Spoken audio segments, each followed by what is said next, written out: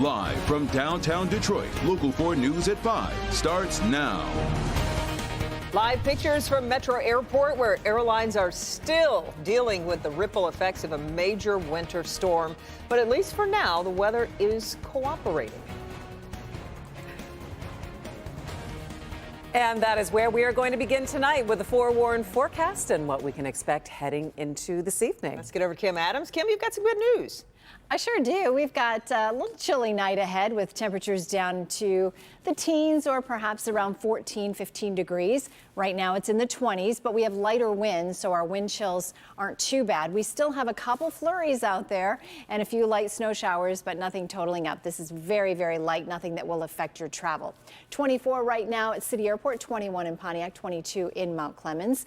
Wind chills 13 in Pontiac, also in Mount Clemens, 15 at City Airport, 12 at Metro Airport. It's a little bit warmer than it was yesterday. We're headed in the right direction. 6 degrees warmer at City Airport, 7 in Pontiac, 7 at Metro, and 8 degrees warmer right now than it was just 24 hours ago. Temperature trend, take a look at this. This is a nice preview of things to come. Our average high is 35, and look where we go for Friday, all the way to 52, but we pay a price for it with a little bit of rain. I'll talk about that coming up in the forecast. Best way to keep up to date on all the latest weather information is to download our free Forewarn Weather app. Just go to your favorite app store, type in WDIV, and download the Forewarn Weather app today. Kim, thank you. Last week's storm dashed holiday travel plans for thousands of people, and tonight airlines are still trying to play catch up. Yep, take a look at all of this luggage sitting at Metro Airport. As our Nick Monticelli reports, for some travelers, they are still working to get where they need to go. I wasn't anticipating a nightmare, but it became a nightmare. It did. We got here, I went to check in on the kiosk. It said a flight was canceled. Our flight got canceled to Chicago, so then we had to buy a ticket from Delta now and paid another $700. Days after the storm, the snow sits outside and the frustrations linger inside. Airlines at DTW are still trying to catch up after thousands of flights were canceled across the country. More than 500 of them here at Metro Airport, leaving many stranded, like newlyweds Brad and Alexis trying to leave on their honeymoon. We got a text at like 10:30 that it was just canceled. I'd been checking it religiously because I was worried about this happening. So now we're going into Salt Lake City and hanging out there for like 10 hours and then getting a flight to Denver from there.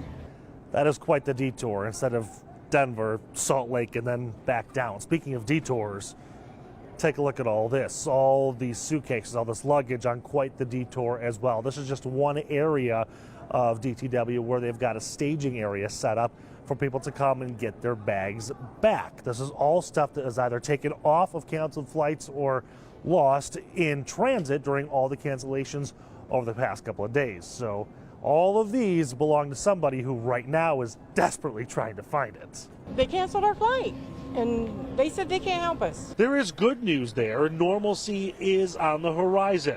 There are far less cancellations today. We are told everything should be back on track within 48 hours, as some flew out today trouble-free. Things are good. No canceled flights? No. Good to go. Yeah, so far so good. We're going to see, but it seems to be moving quick, so we're hopeful. And the flight hasn't been canceled? It better not be canceled. At Metro Airport, Nick Monticelli, Local 4. Better not be canceled. Well, according to FlightAware, more than 12,000 flights were canceled between Wednesday and Christmas Day, and that accounts for about 14% of all the flights nationwide.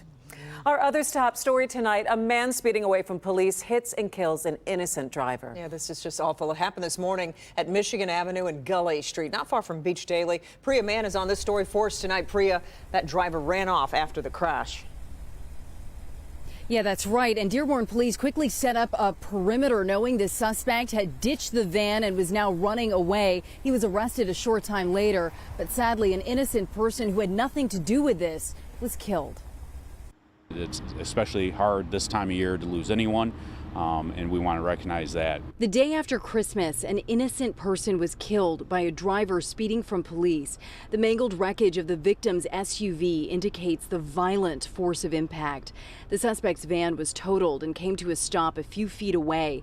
That driver was being pursued by a Wayne County Sheriff's deputy for speeding.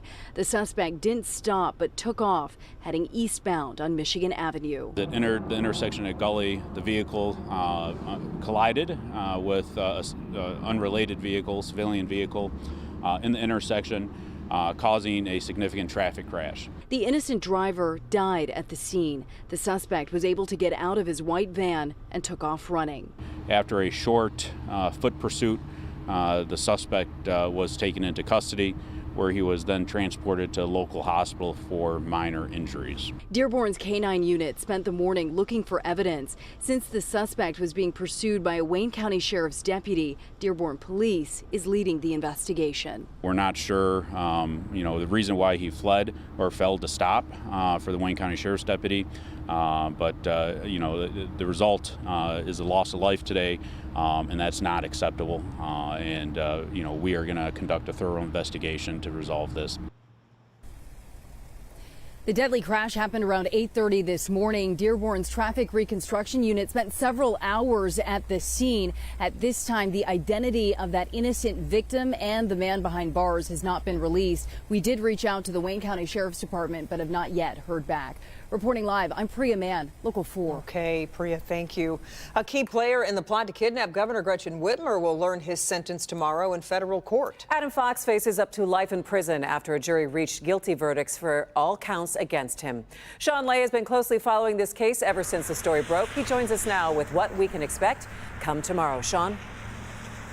That's exactly right. We've been following every twist and turn from the very beginning of this. We're talking about Adam Fox. His own defense says he called him a loner, even called him a loser, saying he had no part in this other than following the entire group towards the kidnapping of Governor Whitmer. But prosecutors say, they say Adam Fox was the ringleader and came up with the plan, now facing a possible life sentence tomorrow.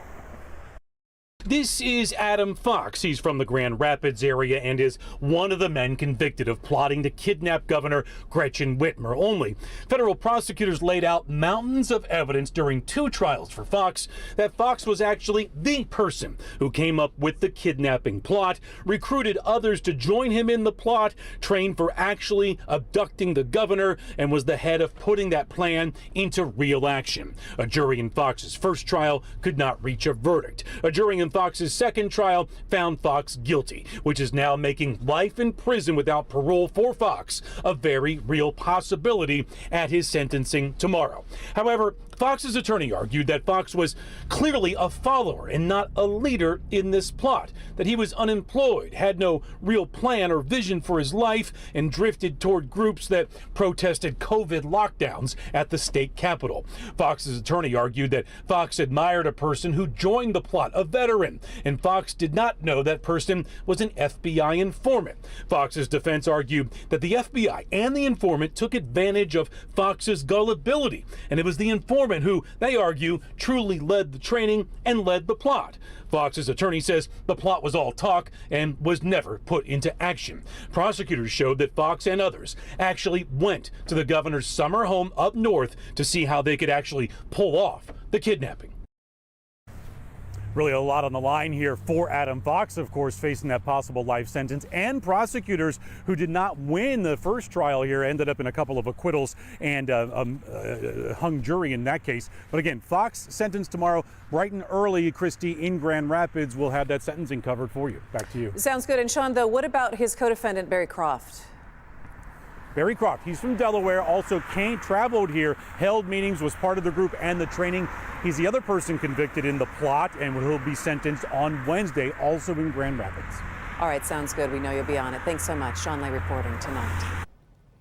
All right, well, it was over shortly after it began. The Lions take one on the chin in Carolina as the team's playoff hopes hang in the balance. Yeah, Jamie Edmonds is here with us now. The Lions playoffs, I mean, they're not completely shot, but it would take a lot right now. Well, they're going to need some help. They do not control their own destiny. They could have gained some ground in the playoff race this weekend when every team they needed to lose did, but they did as well. After all the hype, it was disappointing to say the least. The Lions didn't just lose. They were dominated by Carolina, especially by the run game. The Panthers finished with 320 yards on the ground, which is a franchise record. The Lions offense turned the ball over, and that proved to be a turning point in the game there early. Today, Dan Campbell talked about what went wrong.